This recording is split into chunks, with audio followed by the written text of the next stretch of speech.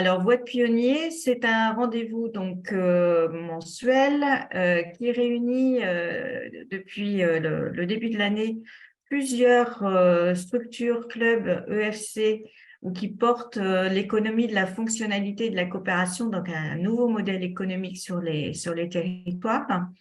Notre objectif, ce n'est pas forcément de vous faire une présentation de ce qu'est l'économie de la fonctionnalité, mais plutôt de faire témoigner des dirigeants, des dirigeantes qui ont commencé à réfléchir à un nouveau modèle, à faire bouger les lignes de leur modèle économique.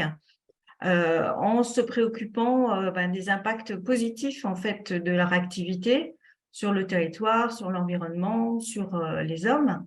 Et de ce point de vue, on considère qu'ils sont un peu pionniers et que ça vaut la peine de faire partager leur témoignage à d'autres dirigeants. Donc voilà, plutôt un rendez-vous d'inspiration et on vous présentera en fin de session les prochains rendez-vous. Alors, on se quittera vers 10 heures. Donc, on essaye de tenir le timing parce qu'on sait que vous avez d'autres engagements derrière ce Voix de Pionnier. Et donc, je vais tout de suite donner la parole à Juliette qui va nous présenter les témoins du jour. Voilà, Juliette à Angers. Bonjour à tous, merci Corinne. Donc aujourd'hui pour ce Voix de Pionnier, nous avons le plaisir d'accueillir un binôme de deux femmes chefs d'entreprise, donc Laure et Laurence de Revisite, qui est un créateur d'espaces durables. Alors, Revisite est né d'une rencontre un peu fortuite lors d'un Startup Weekend à Angers en novembre 2019. Où Laurence a fait un pitch sur comment trouver des solutions pour les entreprises qui vident leur bureau et laissent tout. Elle est repartie avec le 3e prix et surtout la rencontre de Laure et l'envie du coup commune de travailler ensemble, de prolonger l'aventure ensemble. Pour vous donner quelques éléments sur leur parcours respectif, ces deux profils, vous allez le voir, très engagés et très sincères dans leur démarche. Donc Laure, elle est rentrée en 2004 chez Interface. Interface, c'est une entreprise américaine leader mondial de la moquette en dalle, qui s'est employée à réduire l'impact de l'entreprise sur l'environnement visant le zéro impact. C'est un modèle très linéaire à la base et le dirigeant Ray Anderson prend conscience, dit une phrase que certains connaissent peut-être, en fait, qu'il ira en prison pour ce qu'ils ont fait à la planète. Donc, Laure est tombée dedans tout cru et du coup, elle a occupé différentes fonctions, d'abord en communication, puis sur l'aspect développement durable et au niveau France, puis Europe. Et donc, elle a vraiment déployer à ce moment-là une expertise très poussée en économie circulaire et sur tous ces enjeux, côtoyer aussi de nombreux experts ultra inspirants, ce qui l'a amené à créer son propre cabinet de conseil sur ces thématiques RSE, développement durable, économie circulaire en 2019 avec Bleu, avec l'idée de vraiment embarquer un maximum de personnes dans cette logique de transition. Sa petite phrase, c'est « si une industrie de la moquette l'a fait, alors tout le monde peut s'y mettre finalement ». De son côté, Laurence est arrivée sur Angers en 1999 pour participer à la création d'une agence de développement économique locale, Aldev, avec vraiment un amour du territoire, le sens de l'intérêt général, l'envie de travailler pour le bien commun, avec cette interface entre le monde économique et politique. Donc, elle a contribué notamment sur des projets pour faire revenir le fret à Angers, pour travailler sur des réflexions sur la mobilité et les modes de déplacement doux dans le cœur de ville en intégrant la logistique urbaine. Et aussi, elle a géré la fin de vie d'une activité historique sur le territoire avec plusieurs étapes, une tentative de réindustrialisation en achetant l'outil industriel et puis en finalement revendant le mobilier. Et donc, c'est là où petit à petit, il y a eu des nouvelles idées qu'on germait avec l'idée de l'envie de travailler sur ce sujet. Elle a créé une activité aussi de conseil. Et puis, il y a eu ce Startup Weekend en novembre 2019 qui a lancé Revisite. Donc, Revisite, c'est une activité pour créer, vous allez voir, à partir de matériaux de réemploi, du mobilier, des lignes de mobilier, de bureaux qui vont avoir une haute valeur ajoutée environnementale et sociale. Et donc, pour commencer l'échange, et on vous remercie vraiment toutes les deux de témoigner aujourd'hui, on va faire un jeu de questions-réponses à l'une et l'autre lors des échanges. Donc, première question un peu à Laurence pour vous découvrir un peu plus. Finalement, c'est comment vous êtes arrivé à la filière du réemploi, quels ont été les éléments déclencheurs? Alors, comme tu l'as dit à juste titre tout à l'heure, on a des parcours assez différents, mais pour le coup, là, complètement complémentaires, c'est le cas de le dire. Moi, ayant constaté que dans le cadre de déménagement, de développement ou de transfert d'activité, la plupart du temps, le mobilier était vraiment le parent pauvre et partait généralement à la benne sans aucune question et sans aucune volonté gérée de réutilisation, ou dans de très peu et très faibles volumes avec les ressourceries ou Emmaüs. Et donc, quand voilà, moi, je commence à regarder un petit peu et à m'intéresser, je me rends compte que c'est pire que ce que je pensais, dans la mesure où aujourd'hui, pour vous donner des chiffres, on est sur 100 000 tonnes de mobilier qui part tous les ans à la benne. Et sur ces 100 000 tonnes, on en a moins de 2% qui est réutilisé, hein. Alors, c'est clair que lorsque on se rencontre, le réemploi n'est pas du tout encore un sujet. Mais j'ai cette expérience de Thomson où pendant 4-5 ans, voilà, j'ai vendu l'outil industriel qui avait été acheté par la collectivité. Et en fait, le déchet de l'un devient une ressource de l'autre. Et donc là, il y a une prise de conscience où je me dis que si c'est possible sur un projet porté, là pour le coup, par la collectivité et par Angéloire Développement, on peut peut-être imaginer un nouveau modèle, hein, qui n'existe pas et qui pourrait optimiser en fait ce taux de réemploi si faible aujourd'hui. Et on arrive à ce moment-là en novembre 2019 et au Startup Weekend. Super.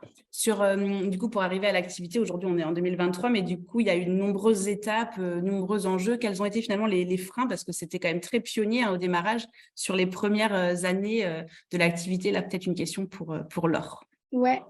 En fait, oui, il y en a beaucoup de freins, il y a beaucoup d'étapes. Laurence et moi, dès le départ, par nos parcours, on est convaincus du sujet et on est convaincus que le réemploi, c'est la meilleure option parce que de toute façon, voilà, avec le sujet aujourd'hui, on parle des ressources, de la préservation des ressources, des limites planétaires, etc.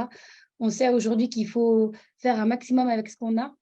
Et on vient aussi toutes les deux d'entités économiques et on avait envie vraiment de se dire, on sort du modèle un peu du coup de l'ESS, mais comment est-ce qu'on crée un vrai modèle économique qui du coup vraiment solutionne le réemploi et passe sur des volumes.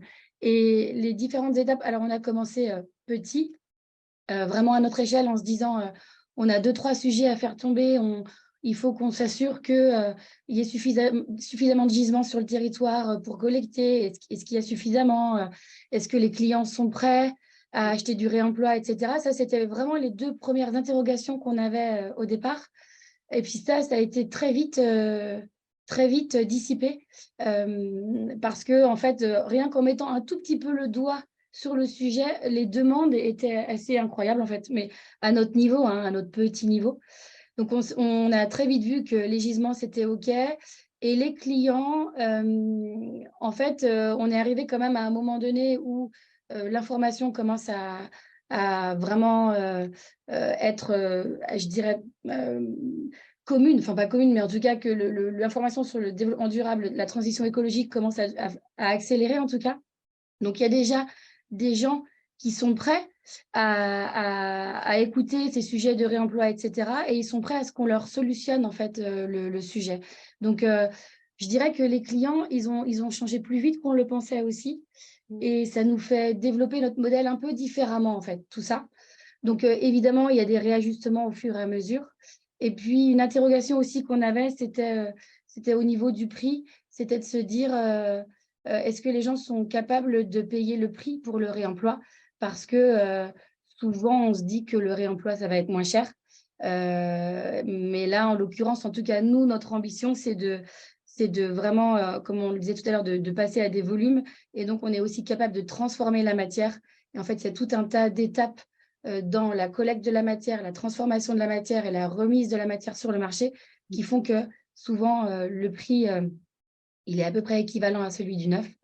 Et là, pour le coup, on avait aussi poussé une étude de marché pour se faire rassurer sur ce sujet du prix. Et on était assez étonnés de voir que, en fait, le marché était prêt. S'il y avait du sens de la transformation et un produit joli et de qualité à la fin, ils étaient prêts à payer le prix du neuf pour du réemploi. Sur cet aspect joli, c'est vrai que c'est un enjeu dans les échanges qu'on a eus, c'était à un moment donné, de montrer que leur emploi, c'était beau. Est-ce que vous pouvez détailler un petit peu? Parce que c'est vrai que voilà, on peut avoir l'idée justement que ça va être peut-être plus cheap, entre guillemets. Donc, je crois qu'il y a eu tout un sujet sur ça aussi, revaloriser un peu l'image. Ouais, alors pour moi, pour le coup, ça me tient beaucoup à cœur. J'ai beaucoup travaillé sur comment est-ce qu'on collecte la moquette fin de vie pour lui proposer du réemploi, du recyclage ou de la valorisation énergétique. Et souvent, quand on considère un matériau du bâtiment fin de vie, on considère qu'il est abîmé, pas propre et qu'il ne peut plus performer techniquement comme il le faisait pendant sa première vie. Et en fait, ça, c'est faux. On se rend compte que si le produit il est collecté correctement, démonté correctement, retravaillé correctement, il n'y a pas de raison qu'il ne performe pas autant techniquement qu'un produit dans sa première vie. Et puis, on avait envie aussi de sortir un peu de ce côté un peu recyclé, réemploi, qui, évidemment, dans nos imaginaires, est toujours un peu pas très joli.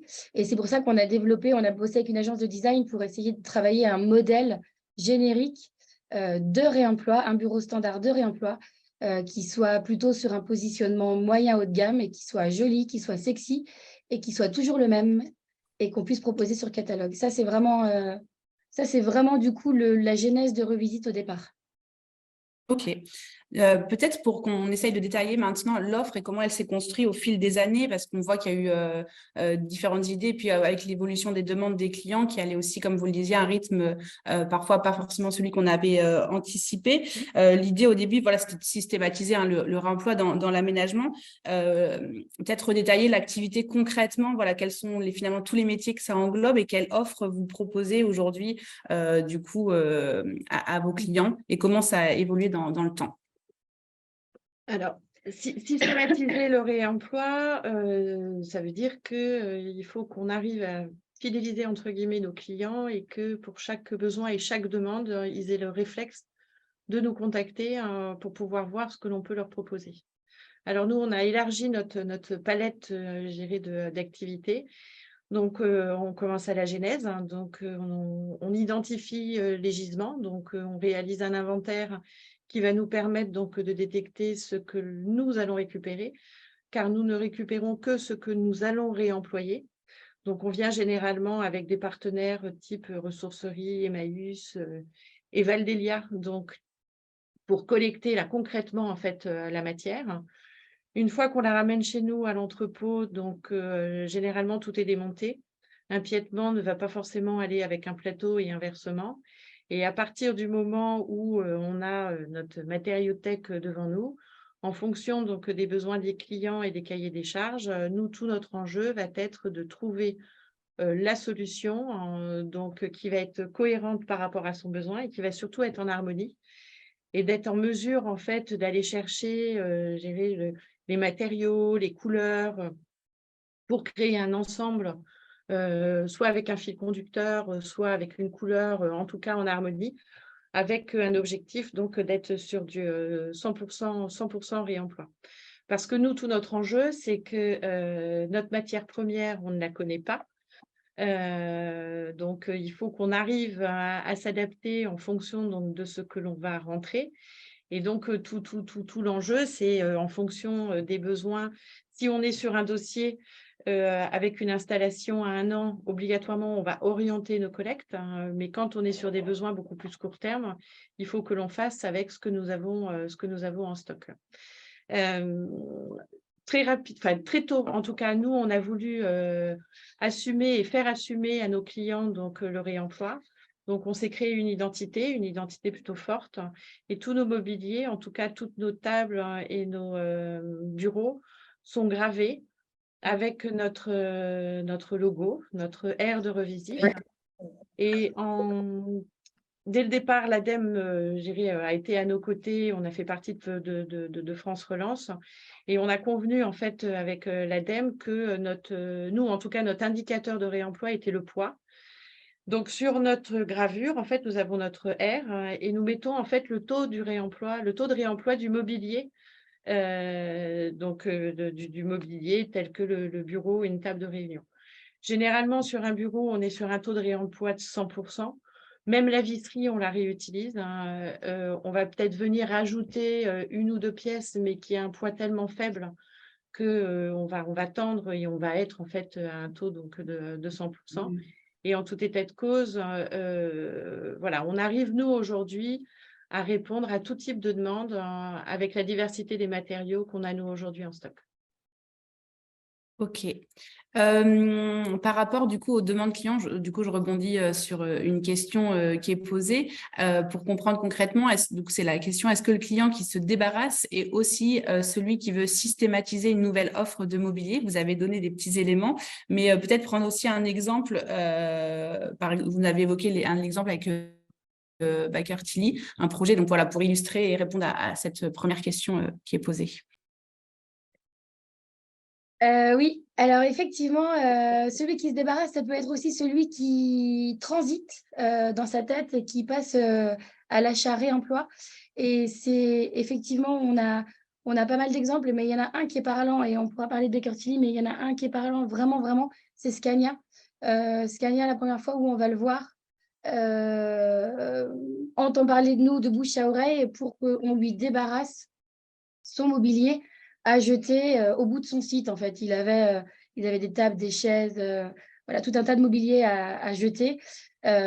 Donc, pas protégé sous la pluie en se disant, bon, de toute façon, c'est à jeter. Il nous appelle et nous, on arrive en disant, mais en fait, on n'est pas gestionnaire de déchets, mais on va quand même collecter une partie de ce que vous avez parce que franchement, c'est plutôt pas mal.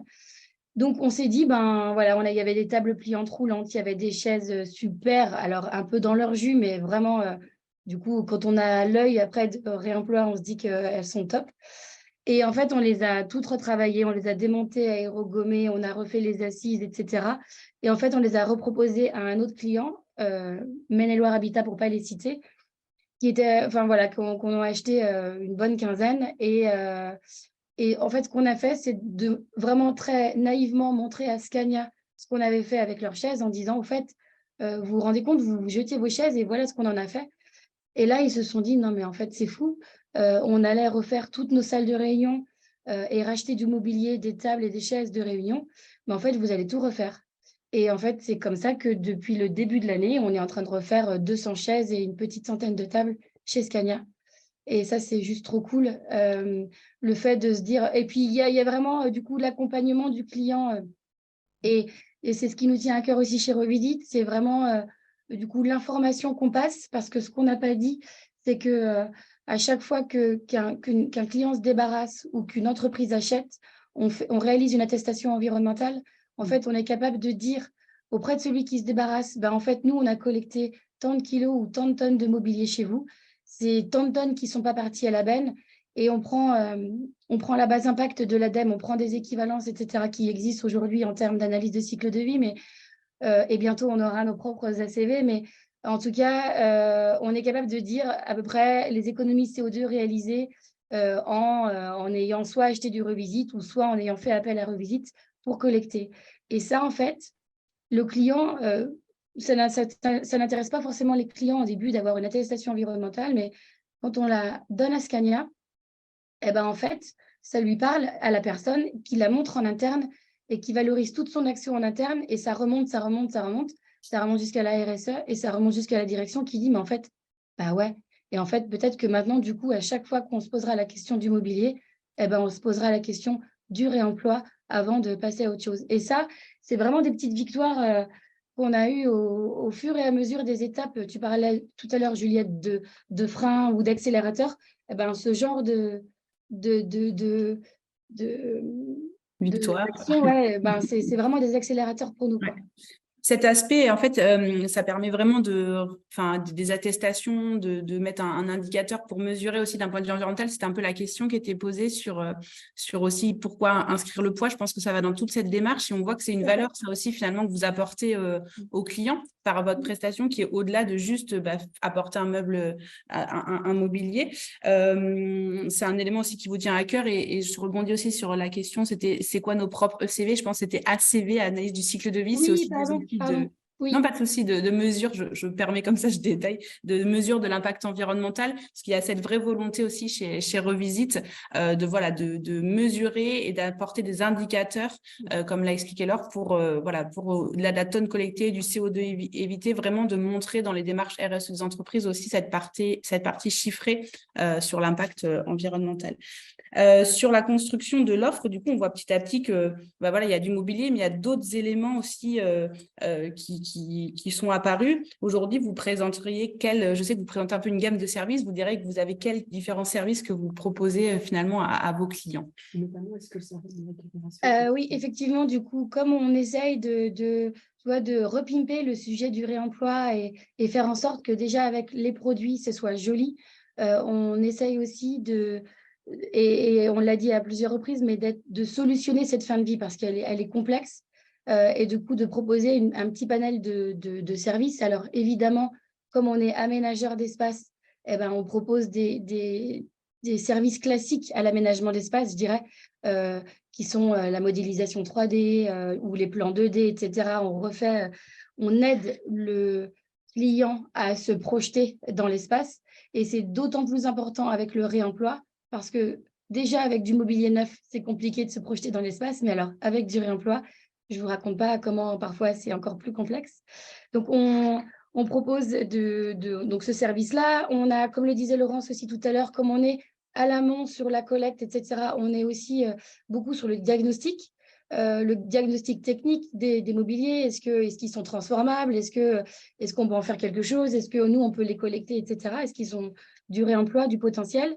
Ce diagnostic, il s'étend aussi à un autre service qu'on a développé récemment qui sont les inventaires. Parce qu'en fait, quand on est une grande entreprise, parfois, on ne sait même pas la quantité de mobilier qu'on a. En fait, on sait à peu près qu'on a un bureau par-ci, un bureau par-là, mais en fonction de l'évolution et la vie de l'entreprise au fur et à mesure, elle a pu acheter 3 caissons, acheter 2 armoires. Et en fait, les entreprises n'ont plus la main sur ce qu'elles ont. Donc, notre capacité, du coup, de pouvoir faire l'inventaire pour savoir ce qui sera exactement collecté et ce qui partira, quel mobilier partira dans quelle filière, parce qu'on commence du coup, à vraiment nous structurer notre approche à ce niveau-là. Et puis, on essaye, et pour compléter ce que disait Laurence aussi tout à l'heure, on est solutionniste sur la fin de vie parce qu'on sait aussi aujourd'hui coordonner différentes filières. C'est-à-dire qu'on a plusieurs partenaires. Ok, on va revenir. Ah, il y a un petit... Alors, je ne sais pas si on a perdu juste... On a perdu Laure et Laurence, je crois. Je ne sais pas si vous êtes les autres participants, vous êtes là. On est comme toi, on l'a Ok. perdu aussi. Je ne savais pas si c'était nous qui étions perdus ou elles. Bon, Est-ce que vous pouvez lui faire un petit SMS pour leur le Ouais. signaler? Parce que parfois, on ne se rend pas compte qu'on est coupé des autres. Du coup, c'est en fait sur l'occasion, dans le temps qu'elles reviennent sur l'aspect un petit peu service, dans des éléments qu'on a pu avoir avec elles en échangeant, c'est vrai que petit à petit, il y a vraiment différentes dimensions qui se sont développées, comme elle expliquait, l'aspect conseil en aménagement. Il y a eu du coup la partie aussi diagnostic proposée audit pour faire un inventaire pour minimiser les déchets, aussi de faire du suivi pour former les équipes, les employés municipaux par exemple, sur leur gestion de ce qu'ils ont dans les entrepôts, avec cette logique de faire des ateliers sur l'économie circulaire pour aussi embarquer du coup chez les clients cette partie-là. Et il y a tout un travail aussi qui est fait sur la maintenance, la garantie de ce qui est proposé aussi. Donc on voit que finalement de vouloir faire du réemploi, il y a certes la partie collecter les tables, les chaises, les bancs, les remettre en état. Donc il y a tout un travail technique qui est fait, mais également, et du coup, il y a de nombreux autres services qui sont ajoutés. Je pourrais continuer, mais je ne me sens pas tout à fait légitime à parler de Revisit. Est-ce que tu as des réponses aux questions qui ont été posées dans le chat, dans les échanges que vous aviez eus dans la préparation, le temps qu'elles puissent se reconnecter? Oui, alors peut-être la question sur on sort du modèle ESS, pourquoi, quelle plus-value pour vous? Je pense que c'était une façon de dire, elles ont une vraie volonté de trouver un modèle économique aussi au réemploi, parce que c'est ce qu'elles expliquaient, elles viennent toutes les deux de parcours. Elles reviennent. Ah, parfait. Donc voilà, un parcours, Laure dans le privé aussi chez Interface et puis Laurence en développement économique. Donc de se dire, il ne faut pas que ce soit que, mais ce n'est pas du coup du tout contre le SS, mais vraiment, il faut que ce soit aussi toutes les acteurs de l'économie qui s'emparent de ce sujet du remploi. On vous avait perdu, j'ai brodé en attendant pour... Désolée, je ne sais même pas à quel moment, parce que moi je parlais, et puis je Pas de disais, souci, on était en train de détailler l'offre et la partie, tout ce qui était diagnostic, audit, inventaire. Ce qu'on vous propose au niveau de cette partie offre, c'est au niveau des coûts, comment vous absorbez, c'était une question qui est posée, le service de réparation. Est-ce que du coup, vous absorbez les coûts de transport démontage? Est-ce qu'on vous donne le mobilier sans échange d'argent? Voilà, essayez de nous expliquer un peu au niveau économique comment c'est contractualisé aujourd'hui. Alors, en fait, c'est moi qui réponds à cette question ou c'est moi? Laurence, mais ou vas-y Laure, et puis Laurence Ah, c'est après la Laurence. prochaine question. Non, il n'y a pas vraiment de question comme ça, donc Laure, Ok. vas-y, puis Laurence après, ce sera de toute façon. Alors, en fait, on ne paye pas le transport. Aujourd'hui, du coup, juste sur les sujets des services, donc on va de la collecte à l'installation. Et en fait, aujourd'hui, alors au tout début, quand on s'est créé, on n'osait pas faire payer les coûts de transport et puis on avait besoin de se prouver deux, trois choses. Et puis, les clients, pour le coup, même s'ils étaient prêts à passer au réemploi, ils n'étaient pas forcément prêts à payer le transport. Mais aujourd'hui, en fait, à chaque fois qu'on fait des collectes, s'il y a une prestation de démontage, ben, en fait, ça se paye. Et s'il y a une prestation de transport, eh ben, c'est ce qu'on facture aussi aux clients. On facture et la prestation de démontage et la prestation de transport pour arriver jusqu'à notre entrepôt. Parce que de toute façon, la plupart du temps, le client paye la mise en décharge ou la mise en benne. Donc, à peu près pour un coût équivalent, il s'assure à peu près d'avoir du réemploi.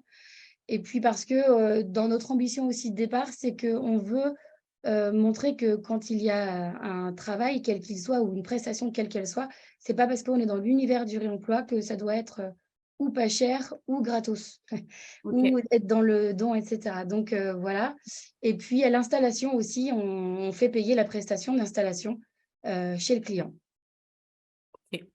Par rapport à vos clients, justement, est-ce que, donc là peut-être Laurence, nous détailler un peu des exemples, parce que c'est une question aussi qu'il y a, c'est une branche pour les petites entreprises, enfin, qui sont vos clients finalement aujourd'hui, et peut-être citer un exemple d'un client, une action que vous avez fait avec lui. Et peut-être aussi quelle valeur vous voyez que vous leur apportez, comme ça on voit cet aspect-là. Il n'y a pas de branche spécifique parce que pour nous, tout client va mériter la même attention. Donc, qu'on soit sur un créateur, une petite entité, une start-up, un espace de coworking et les grands comptes. C'est la démarche, qui nous pousse et qui nous conduit. Donc, à partir du moment où un chef d'entreprise est prêt à s'aménager ou à aménager son espace en réemploi, il est traité exactement donc de la même façon. Je vois apparaître les marchés publics aussi.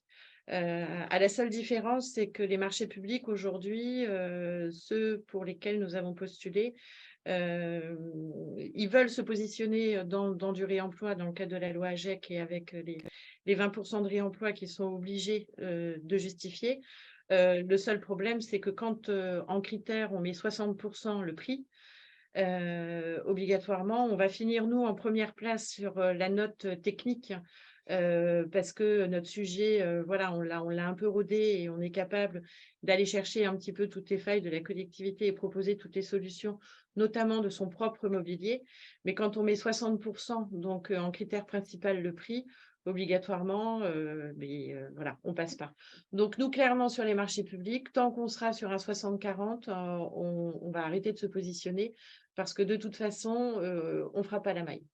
Je pense que le marché public n'est pas encore complètement mûr et prêt et il doit lui-même s'adapter et intégrer donc quelques nouveaux critères. On espère que ça évolue en effet dans les années à venir avec les clauses environnementales comme il y a les clauses sociales. Voilà, c'est ce qu'on souhaite et puis pour que ça permette de développer des modèles aussi comme les vôtres. Il y a une question sur est-ce que dans vos clients, il y a des associations aussi? J'imagine que oui, dans la réponse que vous avez fait. Est-ce que vous avez déjà eu J'irai à partir du moment où nous avons en face de nous un professionnel ou une entité. On a, nous, très rapidement positionné notamment dans nos statuts le fait que nos clients ne sont pas les particuliers. Donc, j'aurais tendance à dire, dès qu'on a une entité en face de nous, oui, que ce soit association ou autre, voilà, il n'y a pas de problème, on répond. On a clairement choisi de ne pas être sur le marché du particulier parce qu'il y a des gens qui font du particulier, qui le font très, très bien. Et nous, notre volonté avec Laure, c'est de grandir dans notre écosystème et de grandir ensemble. Donc, on ne va pas aller prendre, je dirais, des marchés alors qu'il y a des très bons acteurs et des très bons artisans qui travaillent pour le particulier. Du coup, ça fait une super transition sur la suite. Justement, on voit que là, petit à petit, vous avez cité plein d'acteurs avec lesquels vous travaillez aujourd'hui dans l'écosystème. Donc, est-ce que vous pouvez nous préciser un petit peu, du coup, quels sont les acteurs avec qui vous travaillez, il y a différents partenaires, que ce soit techniques, je vous laisse dévoiler un petit peu, et comment vous interagissez avec eux aujourd'hui, sur quel type, finalement, d'actions très concrètes, en fait. Comme je l'ai dit, notre volonté quand on s'est créé, c'était de ne pas recréer des choses qui existaient déjà. Moi, j'avais ma petite vingtaine d'années sur le territoire, donc je le connais plutôt bien. Je connais les acteurs et je connais leur richesse, leur valeur ajoutée et leurs compétences. Donc, très rapidement, dès le départ, nous, on s'est positionné en assembleur, fédérateur, moteur. Donc, on a eu dès le départ un menuisier, une entreprise de menuiserie qui a cru en nous et qui a très rapidement été à nos côtés pour faire des volumes sur toute la partie menuiserie. On a ensuite fédéré un menuisier en propre qui était à son compte, une couturière, un aérogommeur, une tapissière. Et l'idée, en fait, c'est qu'on soit tous un peu dans le même bateau et tous ces gens-là partagent les mêmes valeurs que nous. Donc, si on prend par exemple le sujet tapisserie, lorsque l'on refait les chaises, notre couturière est hyper proactive, elle va toujours chercher la meilleure solution sur le tissu, sur les mousses, et en fait on grandit vraiment ensemble, et le territoire aujourd'hui, ça fait 4-5 mois, a compris que nous n'allions pas réinventer ce qui existait déjà. Donc, on va aller chercher les outils de production sur lesquels nous, on peut venir amener nos propres volumes. On a un superbe projet sur le territoire angevin qui est né et qui est en train de se développer, qui s'appelle Pépina, qui est un espace de coworking, d'entreprises, d'artisans dans la menuiserie, dans la tapisserie, dans tous ces métiers-là. Donc, on crée des synergies ensemble, nous venant apporter un fonds de roulement pour les artisans qui sont présents, qui leur permet de développer leur propre activité. En fait, on essaye vraiment d'être dans le modèle le plus vertueux, et globalement, tous les gens qui partagent nos valeurs, on les emmène avec nous. On les emmène avec nous et on se fait grandir mutuellement. Nous, on n'est pas du tout avares de remarques, de critiques. Au contraire, avec Laure, on les prend toutes, et puis elles nous font grandir. Et aujourd'hui, c'est plutôt chouette de voir on travaille avec des entreprises privées, on travaille avec des artisans, on travaille avec des ESAT, on travaille avec la ressourcerie. Enfin voilà, on travaille avec tout l'écosystème local, et on a clairement envie que ça ne cesse de grandir et que, voilà, comme j'ai dit au départ, qu'on grandisse tous ensemble. Ouais. Sur cette question, avec l'écosystème aussi, je sais qu'au début, vous avez aussi partagé des locaux avec d'autres acteurs aussi. Et il y a une question, donc on va la prendre en même temps, qui est un peu liée, c'est est-ce que vous considérez que vous travaillez en coopération ou en sous-traitance avec ces acteurs? Vous avez évoqué que vous aviez vraiment des valeurs communes, parfois des objectifs communs, parce que vous prenez part dans des projets avec d'autres structures. Par exemple, si on prend le projet Pépina, voilà, comment vous voyez les choses sur ce point-là? C'est une question difficile. Hein, Non, alors c'est difficile et en même temps, je suis vraiment désolée, mais c'est vrai que depuis novembre 2019, voilà, on a eu quelques années de traversée du désert où on s'est quand même entendu dire que notre modèle n'était pas innovant, que voilà, on n'était pas du tout, je dirais, dans la trame, en tout cas dans l'esprit des gens. Donc, en fait, aujourd'hui, et c'est très prétentieux ce que je vais dire, hein, c'est pas du tout, donc nous ne sommes pas sous-traitants, mais en fait, nous sommes fédérateurs. Hein, et en fait, on est un petit moteur toutes les deux, hein, où voilà, on prêche notre bonne parole depuis maintenant bientôt 4 ans. Hein, et aujourd'hui, on va dire depuis voilà, peut-être une petite année, hein, on commence à être entendu, reconnu, on a des produits, on est capable de montrer ce que l'on sait faire. Donc, en fait, voilà, on est plus un moteur fédérateur et on emmène avec nous tous les gens qui partagent, voilà, comme j'ai déjà dit, nos valeurs et qui ont envie de grandir à nos côtés. Donc, on est ensemblières. Super. Peut-être rebondir à une question qui vient d'arriver, mais c'est vrai que ça, c'est un vrai point important, ce rôle que vous avez pris d'être fédérateur de l'écosystème. Et vous l'aviez évoqué un petit peu au début, qu'il y avait une gamme qui était en train d'être créée, revisitée, Laure. Donc peut-être revenir sur ce point qui fait le lien avec la question qui est formulée, comment faire un catalogue de produits quand il doit être difficile de savoir à l'avance ce que vous allez avoir au niveau des jugements. Est-ce que vous pouvez nous en dire plus sur cette gamme revisitée qui est Du coup, créée? effectivement, dans notre offre, alors il y a l'offre service et dans l'offre produit, elle est aussi assez diverse et large. Et en fait, ce qu'on disait depuis le début, en fait, c'est que quand on crée Revisite, on se crée sur un générique. Et comment est-ce que on crée un modèle joli, standard, qu'on pourra proposer sur catalogue, en fait. Et comment est-ce qu'on fait pour craquer ce sujet de dire si une grande entreprise veut faire 10, 20, 30 bureaux pareils ou à peu près pareils, comment est-ce qu'elle fait si elle veut du réemploi et qu'elle n'aille pas forcément soit à la ressourcerie du coin ou à l'Emmaüs du coin ou à l'Asso du coin pour trouver 2 bureaux comme ça, 3 bureaux comme ci. Et en fait, c'est compliqué, à part si on aime un peu le vintage et qu'on a le temps d'aménager son espace en faisant des choix. Mais en général, les entreprises, elles n'ont pas trop le temps et elles veulent standardiser leur achat. Et c'est pour ça que du coup, on a bossé avec une agence de design qui a réussi à travailler sur un modèle qu'on va sortir normalement, si tout va bien, après l'été. Mais globalement, c'est malgré la diversité des gisements qu'on collecte, mélaminé foncé, mélaminé clair, épais, pas épais, etc., comment on crée un plateau qui soit toujours le même et joli. Et bon, on ne va pas vous le montrer là, mais on l'a. Et c'est ce que disait Laurence aussi tout à l'heure, c'est ce qui participe à créer l'identité. Et ça, en fait, on saura le proposer sur catalogue et on saura le proposer sur notre site internet, etc., etc.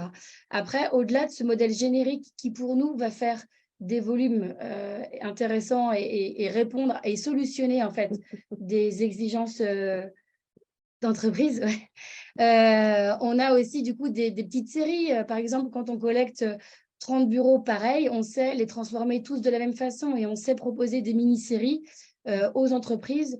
On a aussi dans notre équipe des jeunes designeuses qui savent modéliser tout ça et le montrer dans l'aménagement d'espace. Donc ça, c'est aussi ce qu'on fait.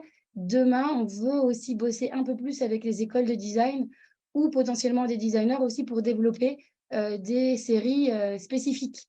L'idée étant toujours de revaloriser l'image du réemploi et faire en sorte qu'on change un peu de prisme et de manière de penser le réemploi. Super, on a hâte de voir du coup, en effet. T'as vu, j'ai bien joué. Non, mais attends, nous aussi, je veux dire, ça fait tellement longtemps qu'on bosse dessus, on est trop contente et voilà, bref. Super. Si maintenant on essaye de se projeter un peu, finalement, c'est quoi les nouveaux enjeux que vous avez adressés et les obstacles que vous identifiez en ce moment et quelles solutions vous y voyez, quoi? Je peux rebondir juste sur un truc? Oui, vas-y. En fait, j'ai oublié de parler des gammes revisitées qui étaient vraiment ta question primaire. Du coup, quand je dis on a des séries limitées, on a un standard et on a les gammes revisitées, c'est peut-être un nouvel enjeu en fait qu'on solutionne aujourd'hui. Ouais. C'est-à-dire que comme on est beaucoup dans la communication avec le client et qu'on essaye de l'emmener en tout cas sur nos sujets, parce qu'on se dit via nos expériences d'avant que plus on informe les gens, plus ils savent, plus ils sont potentiellement prêts à prendre les bonnes décisions, quoi. Et donc, du coup, la gamme revisitée, c'est ce dont on parlait tout à l'heure chez Scania et c'est ce qu'on est en train de faire aussi chez Baker Tilly en ce moment, c'est que quand on va voir le client et qu'il veut changer son mobilier, souvent on lui dit « Non, mais attends, en fait, celui que tu as déjà, il est top. peut-être qu'il est un peu encombrant et qu'on peut le retravailler, etc., qu'on peut le redécouper pour faire face à la croissance de tes équipes, au manque de place, etc. Mais on peut le retravailler. Et donc, du coup, ça, c'est aussi c'est entre un mix service-produit qu'on est en train de proposer, c'est la gamme revisitée. On collecte le mobilier du client, on lui loue entre-temps du mobilier pour que ça ne perturbe pas son activité et on lui transforme et on lui réinstalle. Et ça, c'est juste génial. Et ça, c'est des choses qu'on n'anticipait pas arriver si vite. Mais c'est assez incroyable comment ça résonne, en tout cas chez les clients, à chaque fois qu'on en parle. Et puis, en termes d'enjeux, je dirais, ce qui est compliqué quand on est une petite entreprise comme nous, c'est que même si je pense que vraiment l'expérience de Laurence et moi nous a vraiment aidé à structurer l'activité Revidit. Et même si nous, on est convaincus de ça, au début, il a fallu convaincre tout le monde. Donc ça, c'était assez complexe. Quand tu vends un produit et qu'il faut convaincre le client que ton produit, il est bien, enfin, déjà, il y a tout un tas de barrières. Et puis quand ça commence à grandir, et puis qu'en fait, on se dit que finalement, nos signaux qu'on avait anticipés, on n'est pas si mal, etc. Il y a évidemment de phases de réajustement. Il y a pas mal d'échecs qui font qu'on on se repositionne, etc. Mais quand ça commence à fonctionner, et là, en fait, on se dit, c'est fou, on n'a pas encore, au-delà des réseaux sociaux, on n'a pas de site internet qui tient la route, on n'a pas fait de grosses communications, etc. Et on a tout un tas de demandes entrantes, et c'est cette complexité à capter cette demande entrante et à la satisfaire sans se mettre trop dans le rouge, quoi. Et c'est toute cette phase de développement, mais que toute entreprise connaît à chaque fois qu'elle grandit, hein, et nous, on apprend aussi en faisant, mais ça, c'est pas simple, je dirais. Et aussi, il faut convaincre le client du réemploi, mais il faut aussi convaincre les partenaires, et notamment les banquiers, au début, que le sujet vaut le coup, et que, effectivement, ça, c'était Il y a une petit petite sujet. anecdote sur ce sujet, enfin, c'est pas vraiment une anecdote pour vous, mais ça a été un frein aussi que vous avez rencontré sur présenter votre modèle, du coup, à certaines professions, banquiers, mais aussi comptables, je sais, par rapport à un bilan d'exercice, où Tout à fait. finalement, enfin, peut-être vous pouvez la raconter, mais… En fait, on se rend compte on le savait, mais on ne savait pas à ce point. En fait, qu'on défriche des sujets pour notre activité en tant que telle sur la matière quand elle rentre. C'est plus une matière neuve, c'est une matière de réemploi. Donc, évidemment, elle a des caractéristiques qui sont différentes de quand elle a été installée la première fois. Donc, il y a plein d'étapes qu'on découvre en faisant. Mais sur la partie aussi partenaire et alors un peu avocat et puis comptable, quand on se lance au début, nous, on a posé notre raison d'être du coup dans nos statuts dès le départ, mais c'est nous qui avons dit à l'avocat, au fait, nous, on poursuit des objectifs sociaux et environnementaux et on voudrait l'inscrire dans nos statuts. Et eux, ils n'étaient pas vraiment au courant, donc ils ont suivi ce qu'on leur a dit, c'était très bien et ça a bien fonctionné. Mais sur la partie comptabilité, c'est plus complexe parce que quand on est à la fois sur la collecte, sur l'installation, nous, on a aménagé tout notre entrepôt avec de la seconde main. On a allé démonter des racks dans une entreprise locale pour les remonter chez nous, etc. Bref, et en fait, et le comptable, en fait, quand il impute une dépense, il l'impute en fonction de la dénomination de la facture. Et pour nous, dans notre modèle, en fait, c'est pas forcément au bon endroit. Et en fait, on s'est retrouvé l'année dernière à devoir reprendre tout le grand livre comptable pour réimputer toutes les dépenses aux bons endroits en disant, mais en fait, non, parce que quand on fait de la collecte pour aller chercher des gisements, etc., c'est pas de la logistique pure. Pour nous, c'est de la collecte qui va rentrer dans notre coût matière et dans notre coût de prix de revient. Et donc, en fait, tu ne l'imputes pas aux mêmes endroits dans ta compta. Et ça, c'est compliqué parce que quand on a 1000 batailles à mener et qu'on aurait envie de ne pas se fader le grand livre à la fin de l'année pour ne pas être dans le rouge, eh ben, c'est un peu tendu. Mais en fait, voilà, et depuis, on a fait venir le comptable chez nous, on lui a montré, on lui a dit, mais en fait, ce que tu n'as pas compris, c'était qu'on était un modèle différent, etc. Mais Mais ce n'est pas toujours Il y simple. a ce besoin de vraiment de pédagogie encore à faire sur ce sujet, mais on voit que petit à petit, en partageant des valeurs, vous diffusez aussi ça pour l'écosystème, et du coup, d'autres acteurs qui se positionneront pourront vous remercier aussi d'avoir ouvert la voie sur ces points, mais on imagine que c'est beaucoup d'énergie. Peut-être pour conclure, partager, parce que je vois que le timing avance, on prendra les autres questions aussi. Voilà, juste en bilan, vous avez partagé quelques chiffres sur ce que, par exemple, l'année dernière, vous avez collecté en termes de tonnage et puis de mobilier, pour qu'on illustre concrètement à l'ampleur que vous avez, et partager votre fierté associée à ça. Je vous laisse l'avancer.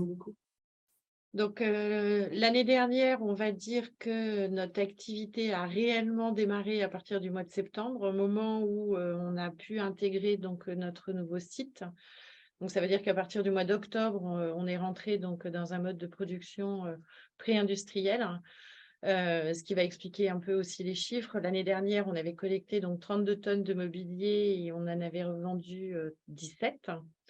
Et pour vous donner les chiffres, et vous allez voir en fait la fusée dans laquelle aujourd'hui on est positionné, c'est que notre chiffre d'affaires de l'année dernière est de 80 000 €. Et au moment où on vous parle, notre chiffre d'affaires est de 160 000 €. Donc, on a doublé et nous ne sommes qu'en juin. Donc, on a, nous, assisté à une vraie évolution, en tout cas, et notre segmentation client, où on est passé donc d'acteurs modestes ou qui faisaient des tests, hein, à des grands comptes. On va dire qu'aujourd'hui, 90% donc, de nos clients sont des grands comptes.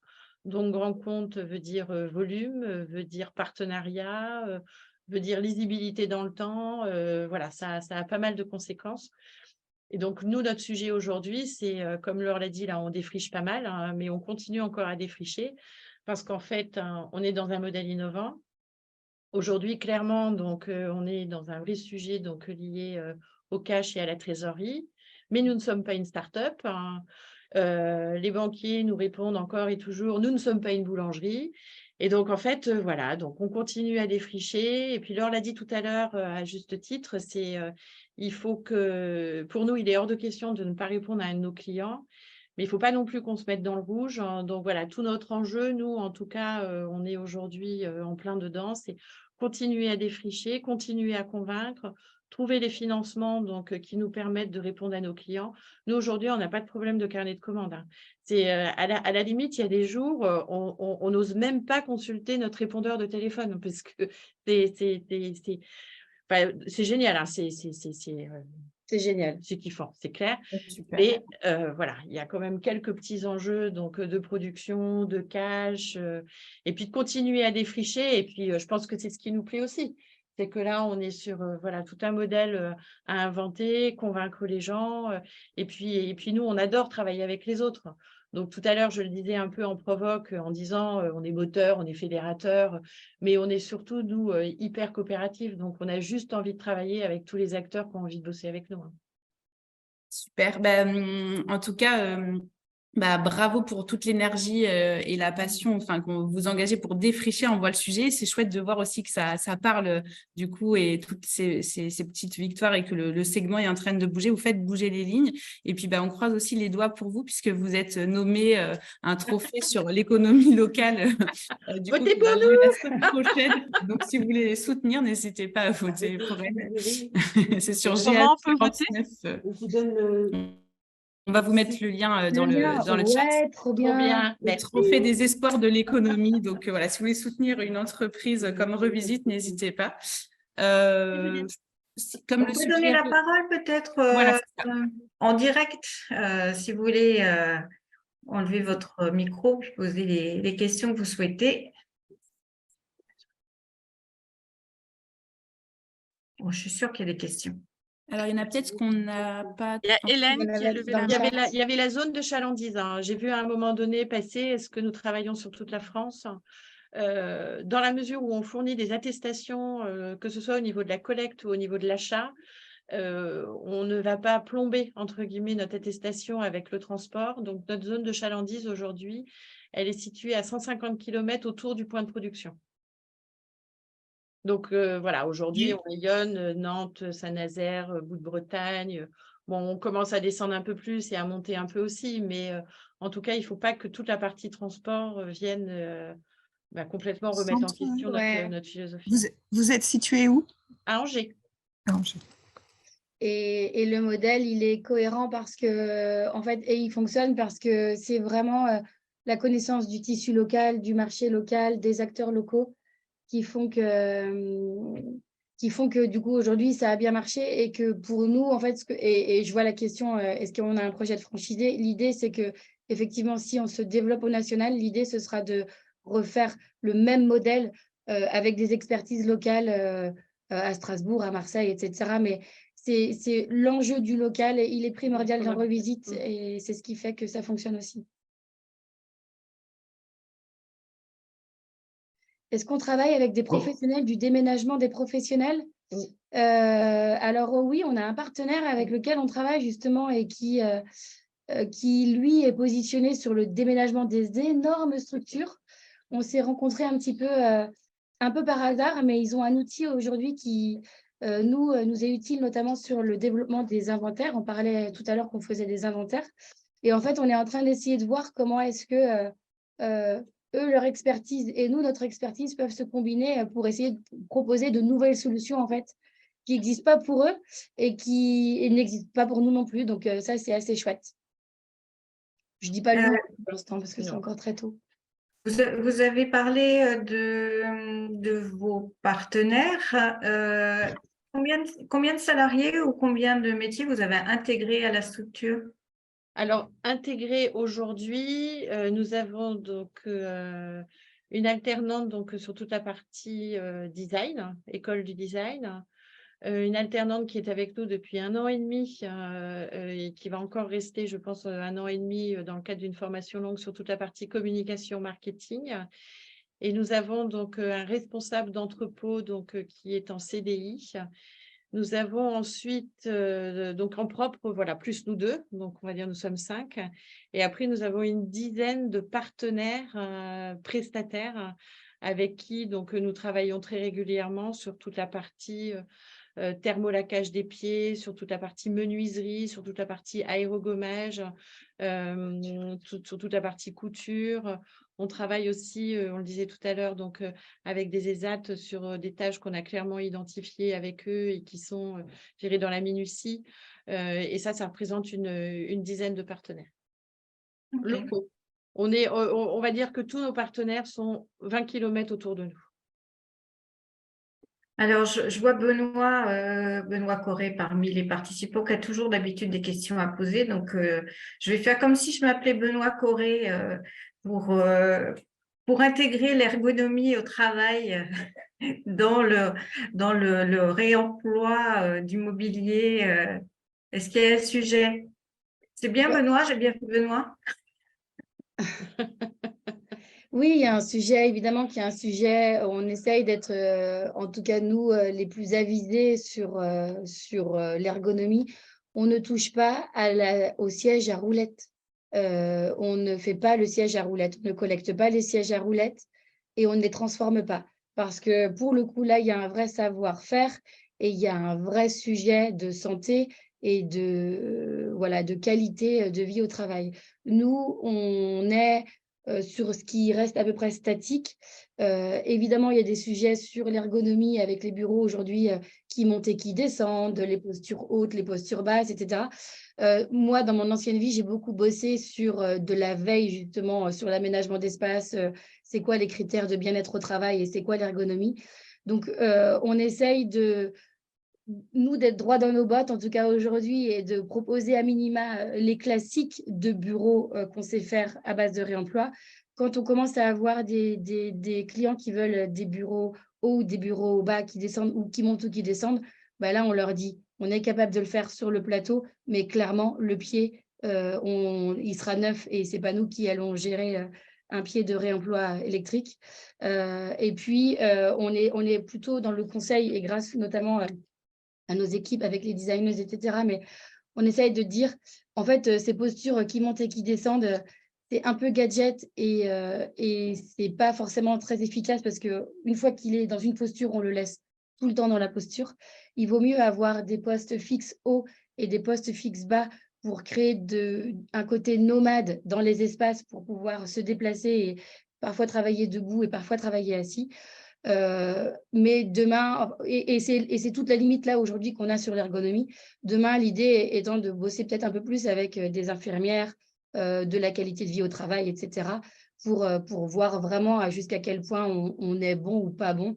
Mais pour l'instant, je dirais qu'on est relativement standard. Bonjour, moi j'avais une question sur vous parlez de matière de réemploi sur l'immobilier que vous proposez. Est-ce qu'il y a une limite en dessous de laquelle vous ne souhaitez pas descendre? On pourrait imaginer qu'on travaille un produit et qu'il y a 20% de matière de réemploi et l'essentiel du produit n'est pas de la matière de réemploi. Est-ce que ça, vous êtes fixé des limites par rapport à ça? Ben, c'est une très bonne question. La question du pied qui monte et qui descend, c'était une vraie question aussi, en fait. C'est-à-dire, est-ce qu'on a envie de faire ça? Est-ce qu'on a envie d'aller acheter un pied électrique pour faire du réemploi? Et en fait, on s'est dit, bon, on n'est pas assez grand pour faire la fine bouche et on se dit qu'on amène quand même le sujet du réemploi à la personne en disant, en fait, nous, ce qu'on vous conseille, en fait, en vrai, c'est de ne pas avoir de pied électrique, mais comme je le disais il y a 2 secondes, d'avoir plutôt des postures fixes, hautes et basses. Que s'il veut de l'électrique pour certaines exigences, et c'est vrai qu'il y a des gens au travail qui ont besoin vraiment d'être parfois assis debout de manière régulière, on peut, mais nous, on apporte le plateau de réemploi et on vient toujours attester la signature et on dit, du coup, comme c'est au poids et que le poids du plateau reste quand même plus important que le poids du pied, on est quand même autour de 55% de réemploi sur ce genre de mobilier-là. Donc, jusque-là, ça nous semble acceptable. On ne s'est pas posé la question de dire si on est qu'à 20%, est-ce qu'on le fait ou pas? Ce n'est pas arrivé, mais peut-être qu'on se dira que non. Mais notre objectif, c'est toujours d'emmener les clients quand même sur le sujet et de le faire un peu, pas vriller, mais en tout cas, basculer du bon côté. Voilà. Ok, merci. Je vous propose de passer à la synthèse et puis de mettre en avant nos prochains rendez-vous. Alors, ce qu'on a vu, c'est que vous êtes parti d'un certain nombre de constats et d'un déclencheur, d'impact négatif que vous avez pu constater, c'est-à-dire le volume important de mobilier qui part à la benne, sachant que seuls 2% donc sont valorisés. Des acteurs, une filière qui sont méconnus, donc une difficulté à aller pour l'entreprise chercher les bons acteurs. Et puis des a priori des utilisateurs, certains qui pensent que le réemploi peut pas être esthétique ou que le réemploi ça coûte rien. Et donc vous avez développé une offre, ce qu'on appelle une offre intégrée produits-services, c'est-à-dire à la fois des produits, mais aussi une gamme de services que vous co-construisez finalement avec les utilisateurs et en fonction de leurs demandes spécifiques.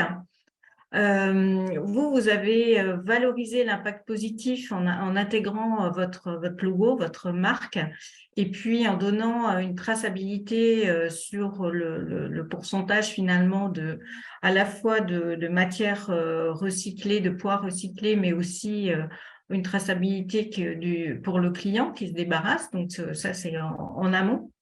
Et puis, une relation de service qui va au-delà de la prestation, puisque vous avez intégré en fait cette notion d'aménageur d'espace, de solutions sur mesure qui va du diagnostic à l'inventaire, à la coordination d'un certain nombre d'acteurs, à la formation, à la maintenance, etc.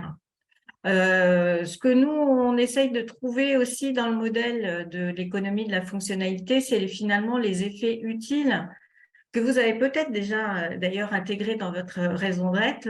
On n'a pas parlé de comment vous l'aviez, mais on ira voir sur votre site. Sortir du modèle vraiment linéaire où finalement vous revisitez, vous créez de la valeur et un service qui est décorrélé de la consommation de ressources. Donc, on est vraiment sur une économie circulaire, une économie circulaire notamment avec le réemploi, le reconditionnement, et puis aussi le fait de développer des activités. Vous avez parlé vraiment du territoire, ça c'est important pour vous de rester sur des relations de confiance avec les différents acteurs. Et puis, les synergies que vous arrivez à mettre entre tous ces acteurs qui sont des acteurs de proximité. Vous avez parlé des artisans, de designers, d'associations, d'insertion, etc. Finalement, vous considérez comme le créateur du chaînon manquant entre tous ces acteurs pour pouvoir fédérer.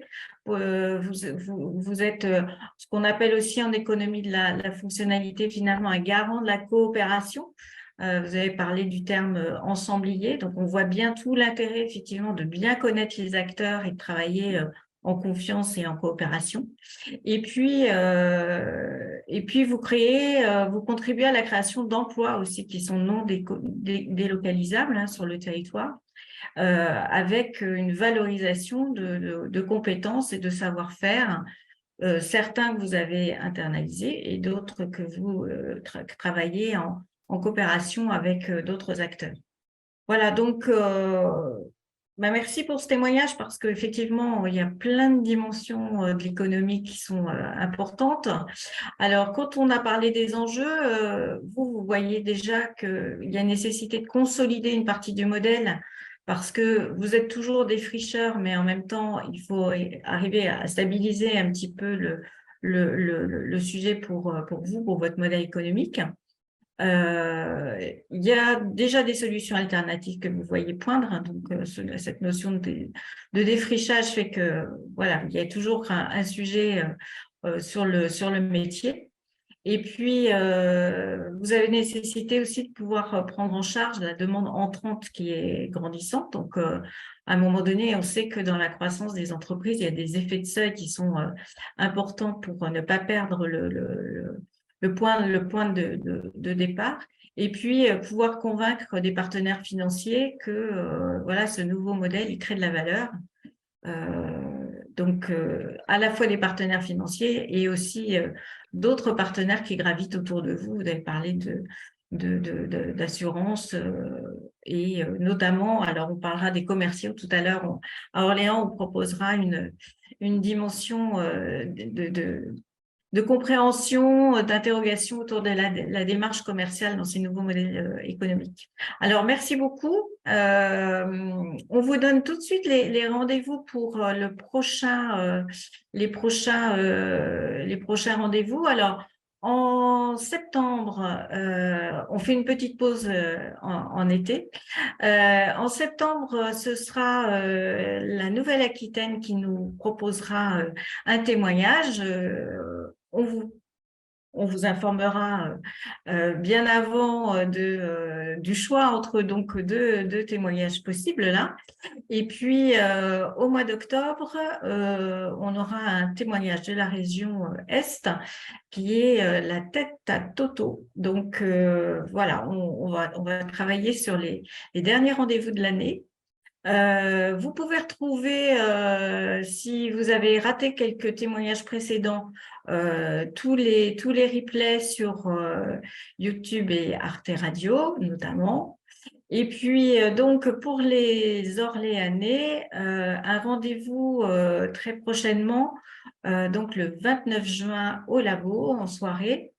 Et donc, on propose d'interroger la fonction commerciale dans cette nouvelle relation d'affaires pour pouvoir se dire finalement, est-ce que dans un modèle qui est sur une trajectoire de nouvelles, comment est-ce qu'on embarque aussi les commerciaux, la fonction commerciale dans cette nouvelle relation de service avec les clients?